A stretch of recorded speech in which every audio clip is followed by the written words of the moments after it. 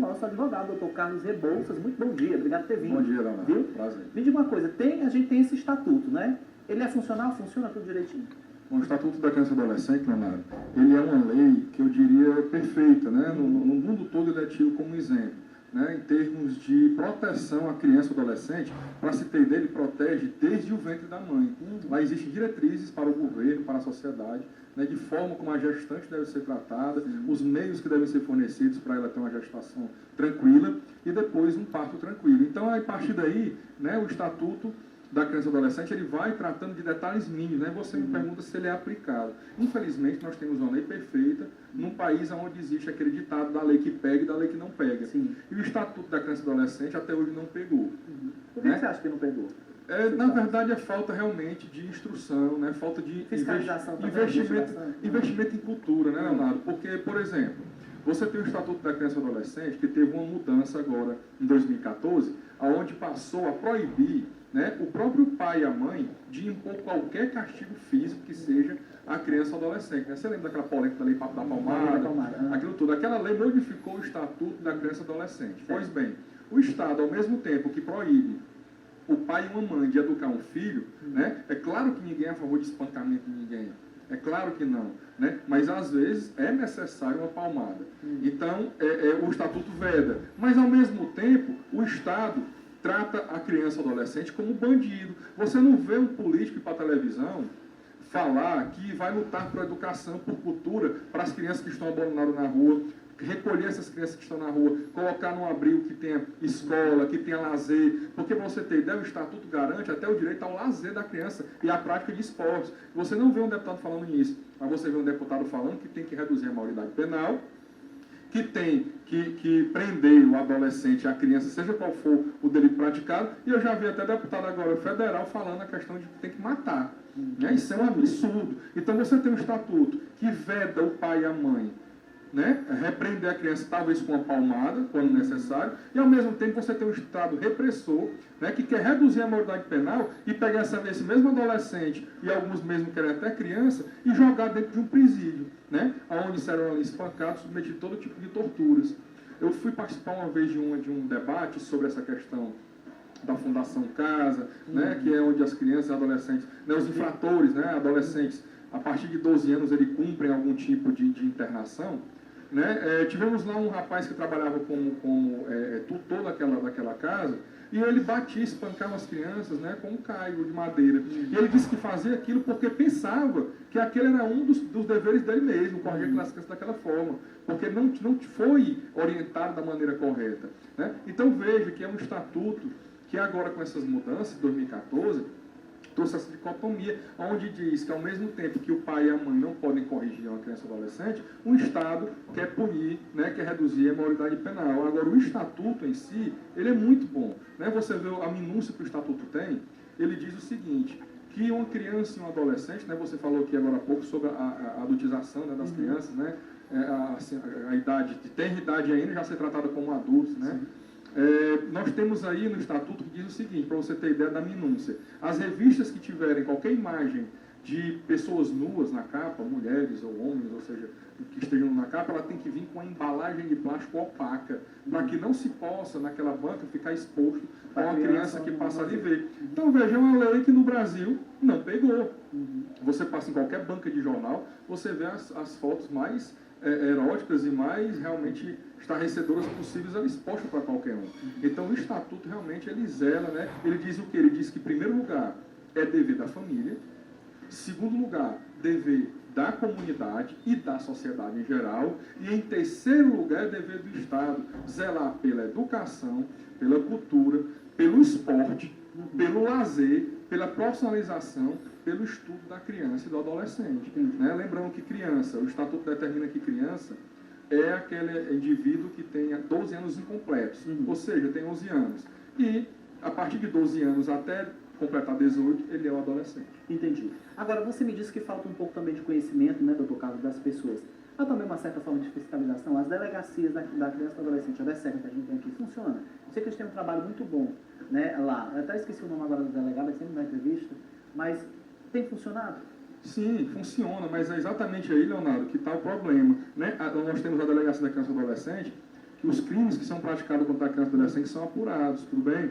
Nós temos, né, outra delegacia que já apura os crimes que são, na verdade, quando é adolescente que pratica, ou criança, é o ato infracional, né? Quando a criança ou adolescente pratica um ato infracional, é apurado também por uma delegacia especializada. Mas o que nós precisamos, na verdade, é investimento em educação e cultura. Nós não temos. Essas escolas, né, depois que passaram a aprovar a criança sem passar por média, já é aprovado por questão de conseguir, junto à ONU, junto ao governo federal, conseguir ali pontuação para receber verba. Isso é um absurdo. Né? Nós temos a diminuição da educação, a diminuição da cultura, tudo deixado em segundo plano. Né? Um dia desse estava vendo uma reportagem sobre um evento já dessa semana da criança e adolescente, e foram entrevistar as crianças, todas falando errado, né? Tem umas que chegam até na adolescência e não sabem ler ou interpretar um texto corretamente, o que é muito complicado. É complicado, né? Uma certa vez eu perguntei para um adolescente, né? Às vezes eu ministro algumas palestras em colégios, em escolas, levando direito assim mais próximo para a comunidade, e um adolescente, né, de 15 anos de idade que não sabia quem era Pedro Álvares Cabral, né, dentro da escola, sério. Então, quer dizer, é uma educação capenga, falha, extremamente falha, né? O Estatuto da Criança e Adolescente, ele assegura à criança, né, essa integralidade na educação e do terceiro mundo, isso ia ascender. Né? E no Brasil isso é deixado de segundo plano. Aqui se fala em redução de maioridade penal, aqui se fala em prender, aqui se fala até agora em proibir os pais educarem os próprios filhos através de uma palmada, né? Então assim, mas não se fala em cultura, é como se quisesse realmente emburrecer essas crianças e deixá-las sem limite, porque quando você tira o poder de correção do pai e da mãe sobre uma criança, você deixa essa criança sem limite, ela não tem mais limite, se ela não tem limite em casa, ela não vai ter limite na escola, é daí que vem essa violência toda contra os professores, né? Até casos de espancamento por parte de alunos em professores, né, que está proliferando no Brasil. E aí essa criança que não teve limite em casa, não teve limite na escola, não vai ter limite também quando for para o trabalho, quando for para a rua, né? E aí vai ter um problema com a polícia, né? Então assim, mas polícia não resolve segurança pública em lugar nenhum do mundo. O que resolve segurança pública é educação e cultura, né? Então o estatuto deveria sim ser aplicado. Os governantes, esses políticos, vão para a televisão, por que eles não falam isso? Porque não dá voto. Infelizmente, a população não exige isso. Se a população exige isso, como, por exemplo, no Chile, no Japão, né, países que entenderam, que tentaram, por exemplo, o Japão tentou diminuir a maioridade penal para 14 anos, diminuiu. A violência aumentou. Eles investiram em educação e cultura, hoje já subiu para mais de 18 anos a maioridade penal. Né?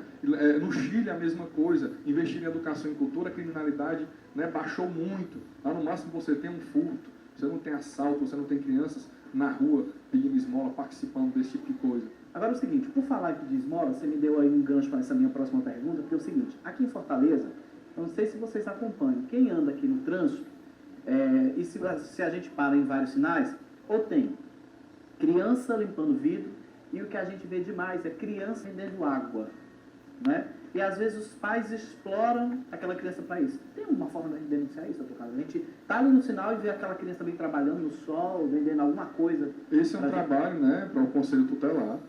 Inclusive teve eleições agora, né, que os novos conselheiros aí, eles olham... Foi domingo, eu acho.